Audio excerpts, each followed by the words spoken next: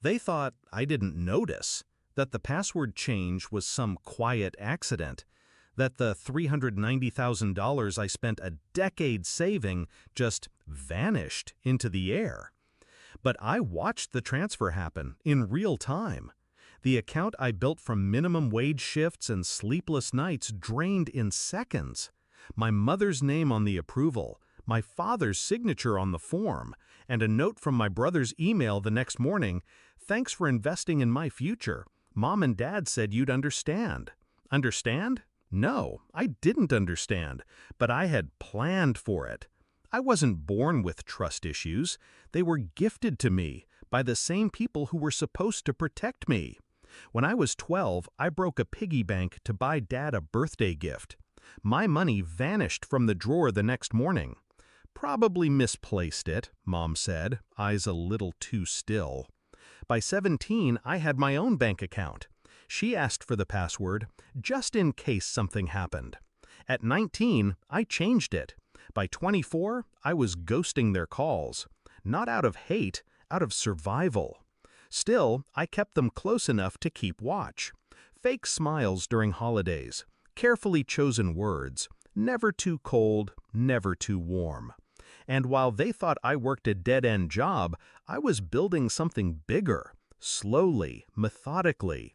10 years, 47-hour weeks, 2 side hustles, all of it funneled into one place, a high-interest savings account they could access, if I let them. And I did, deliberately, because sometimes bait needs to look easy to grab. I noticed the shift about 3 months before it happened. The calls came more frequently, friendly, curious. Dad asked for my routing number, just in case we want to surprise you.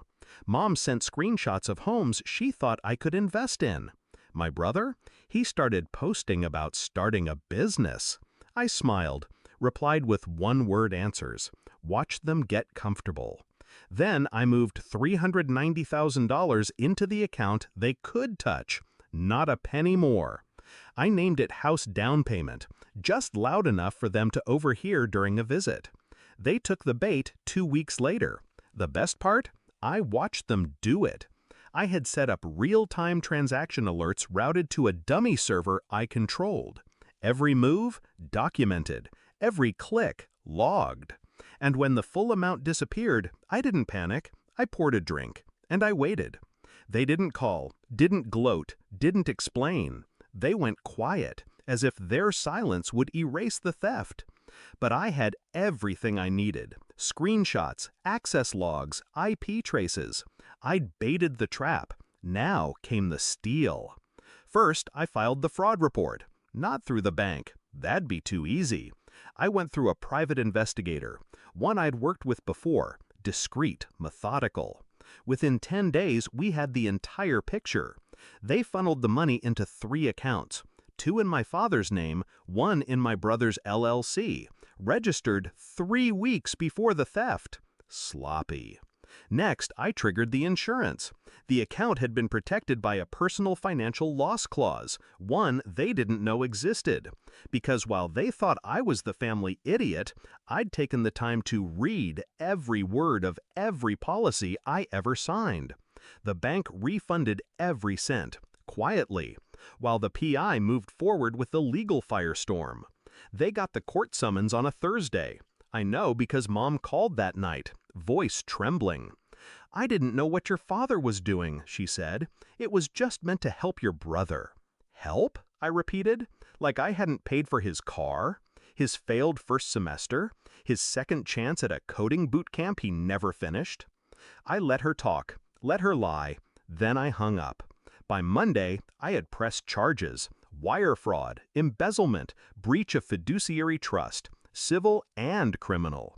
They tried to settle, of course they did, offered to return some of the money, which they no longer had, because my brother had already spent $60K on crypto. My father cleared $100K on a down payment for a lake house I now own, thanks to the asset seizure. Court was quiet. They didn't fight, didn't look at me. My brother cried during sentencing, said I ruined his life. The judge disagreed. They got probation and a felony record. I got my money back and their silence. They don't call now, don't text, don't ask for forgiveness.